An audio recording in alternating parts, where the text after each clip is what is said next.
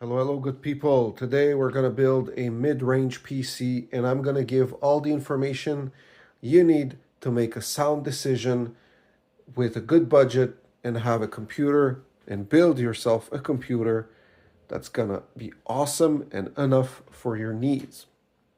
So what did we buy today? We have a Asus Prime AP201 case, which has a USB-C, headphone jack, mic, and two USB 3.0 Type A connectors. And it's an M-ATX PC case. And as we can see, it comes already with a rear fan. I've already installed the power supply right here, and it has all the connections we need to proceed with this build. So what do we have? We have an MPGA 850G PCIe 5 power supply. I got this at a great price. Always be mindful of your budget when you build a PC, and word of advice, always buy items that are on sale. So the power supply was at least $50 off, and it came with a mail-in rebate and $20 of Steam card. Now we're gonna get a brand new B850M plus Wi-Fi Tuf Gaming from Asus, and this is one of the newer motherboards that just got released a few weeks ago to go with a great Ryzen 5 Zen 5 AMD CPU. For the cooling, we got an ROG Strix LC2240, which was $100 off at the time of purchase. Great buy. Liquid cooling, and the fans in the AIO will be used as exhaust fans. So one cool thing with these mesh cases is that you don't actually need intake fans. A lot of people ask these questions I see on Reddit, where they ask, where do I put my intake fans? How do I put them? Should I use more exhaust? On mesh cases like these, where each side is perforated and air can easily flow through, all you need is exhaust fans. So we're gonna have two exhaust fans right on top here with the radiator and one on the rear. So this is gonna cause a negative pressure effect in the case.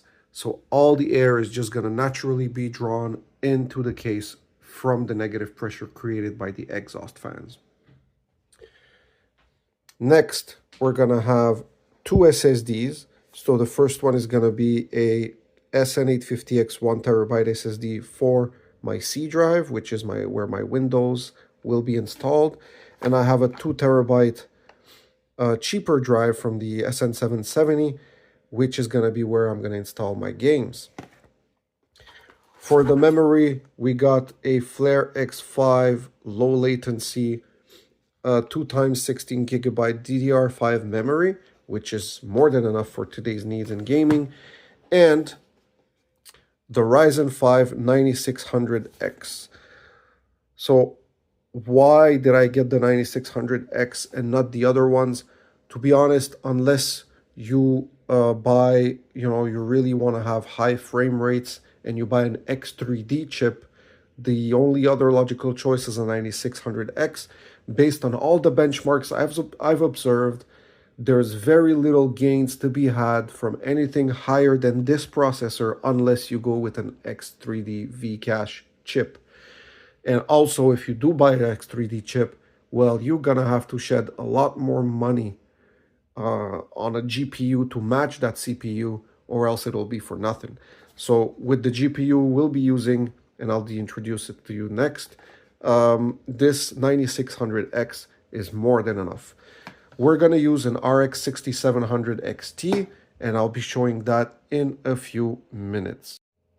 All right, everyone. So the first thing we're going to do, we took out our motherboard. So we see here, we have our IOs. We have the PCI Express port to put our GPU. We have two areas to put our M2 drives, the SSDs. Our CPU is going to be here, and our RAM is gonna go here. As you can see, there's 4 spots to put RAM, and we only have 2 sticks. but we're going to use the A2 and B2 sticks because we're going to have to set it up as dual channel. So we're going to do that right now and then put our CPU. Now that we have our RAM in place, make sure it clicks properly when you put it. The next step is to put our CPU. Now, in order to put the CPU, you have to first unlatch the little lever here. So we're going to unlatch this, open it, go ahead, and then put our CPU. As you can see here on the left top, there is a little arrow right here, and we're going to align the arrow on the CPU that you see right here on the corner with that arrow over there. So it has to be properly aligned. Now we're going to go ahead and place it. It should just drop into place like this, and you shouldn't be able to move it anymore. Once that is done, we're going to go back, close it,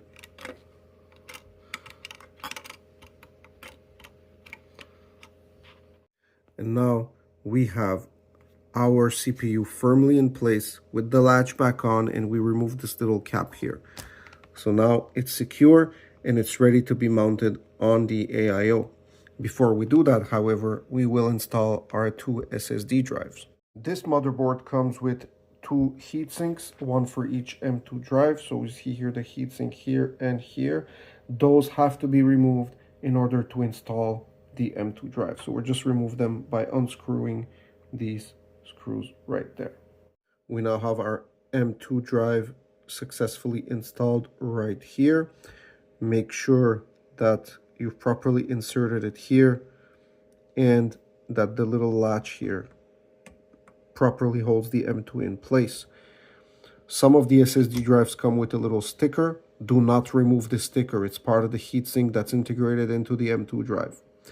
And now we're ready to simply rescrew our little heatsink back on there. But first, we must remove that little insulation that's right here.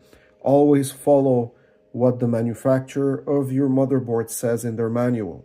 Always look at the manual because each motherboard has little intricacies that make it different from one to the other. So in this case, it says I have to remove this blue sticker before putting it back on. So that's exactly what I'm going to do now. So as you can see, I've unscrewed the second heatsink and now I have space for two M2 SSDs. However, I will only use one, which I will put the one that's furthest away from my GPU, just to make sure that there's less heat going around it. One thing to note, there's a little rubber right here. The vendor actually gives me another rubber that I put on top before putting the M2 SSD, and it's just going to lie on it. So it's going to be the same principle as previously. We have our little latch here that's going to hold the drive, and we're just going to put the drive inside, and it's going to be simply to put it this way, push it firmly, and you're going to see it's going to stick out, but that's okay. Then we're going to go like that and use this little latch.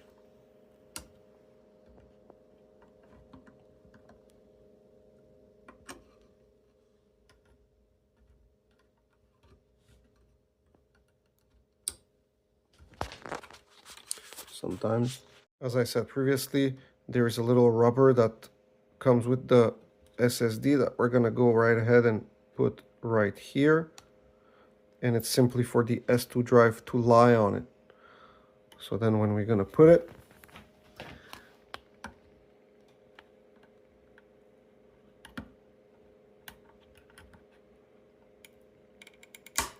there you go. Now my SSD is firmly in place, 2 terabyte SSD, and now I can go back and put my heatsink after removing again the blue band on the bottom, and then we'll be able to screw it back on. That's it. That's all, folks. All right, so here's the inside of the case. We have our rear exhaust fan, our radiator has been mounted, and with the two exhaust fans here. So it's important to properly mount the fans to the radiator. So we want the air to go outside, sorry, from within the case. So they're going to be exhausted here towards there. If you are not sure which orientation you have to put your fan to be on exhaust mode, make sure to check the little manual that comes with it. Or what you'll notice many times is that the back, like the inside of your fan is gonna be where it's clear like this, and the other side, which is where the air is gonna move to, is gonna have like little grills. So like you don't see it now, but behind this fan right here in the back of the fan, there's like an X, like a X grill. So that means that that's where it's gonna exhaust to. So we want to mount it properly like that. And one little note, I have the power supply here. So I have the power supply here, and as you can see, the fan of the power supply is oriented on the front of the case. This is because the fan is going to intake air from here and take it out from the back over here. So we want to make sure that if the PSU is going to intake air, it has to be cool air, so it's going to have to come from outside of the case. So now the next step is basically mounting our motherboard inside the case. So we're going to do that now, and then installing the CPU cooler. All right, now we put our motherboard where it's supposed to be. There's two things you're going to have to watch out for. First of all, make sure you have no cables stuck under your motherboard. So these are the fan cables that I made sure they're on top. And make sure your IO is properly aligned with the back of your case, where it's supposed to show all the ports right there. In some motherboards, the plate that protects the IO will be removed. In that case, you will have to position it on the outside of the case first and then put your motherboard and align it to it. In the case of this motherboard, the IO shield is already installed and I can just push it from the inside like that. Now we have to make sure to properly screw our motherboard. You will find little holes in your motherboard that are like this. This is where you have to screw your motherboard to the case. So be careful, some of them are hidden, like one in the M2 drive heatsink right there. So usually there's about 8 to 10 of them in ATX motherboard. So we want to make sure that they're all screwed in properly before we continue with our CPU cooler. Now we installed the motherboard and all the screws are in. The next step is to install our CPU pump cooler. As you can see, it already comes with pre-applied thermal paste. In case there is no thermal paste or you're changing to a new CPU instead, what you should always do is make sure that the old paste is cleaned from the top of your CPU. You can do so with any products that are deemed okay to clean your CPU with. You have to always remove all the old thermal paste before applying a new cooler. But most of them come with pre-applied paste. So in this case, we don't need to. If you need to apply paste, what I do is put about the size of a small green pea on top, right on top of the CPU in the middle, and then push the CPU cooler on top to squeeze it and create like a small even layer, basically something that looks like this. So now what we're going to do, first step, is remove those two mounting brackets that come on the motherboard, and we're going to change the plate, the metal plate that you see here. The metal plate that you see here, this is for Intel CPUs. The AIO comes with a special mounting bracket like this for AM5 CPUs. So I'm going to change that for this one and then mount it as per the user manual of the AIO. All right, so in this case, as we follow the proper instructions, we have to put these little plastic nuts with the little striped part on the top, and then put in this screw, right? So that's exactly what we're gonna do. So I'm gonna put this here, and I'm gonna screw the long end inside. This is gonna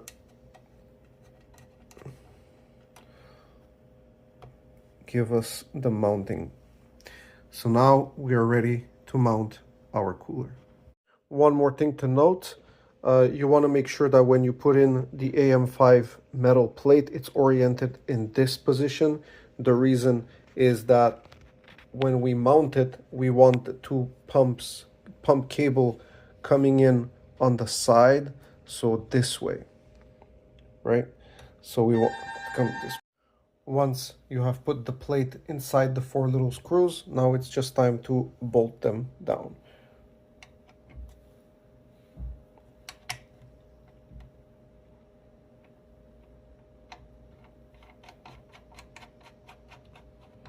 So you want these to be fairly tight to make sure there is a good contact between your thermal paste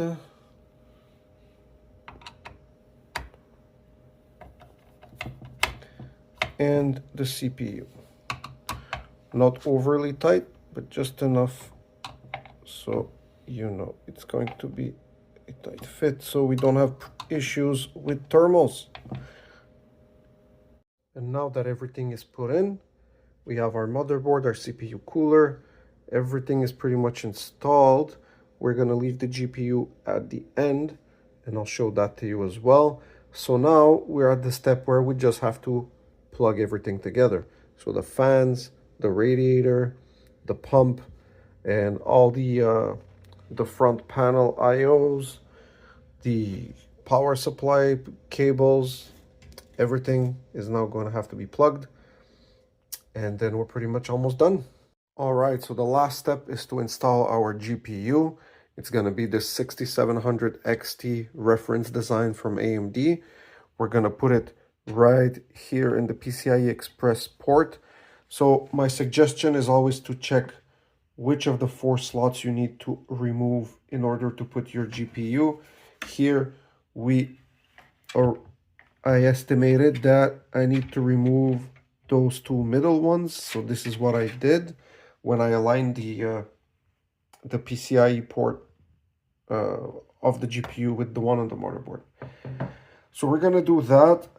Some motherboards might have a little guard like this, which you'll have to engage like that when you put in your GPU, and then it's gonna lock it in place in the end to make sure it's secure. Once that is done, we're just gonna use these little cables, so 2 times 8 pins to hook the GPU to the power supply, which is right there.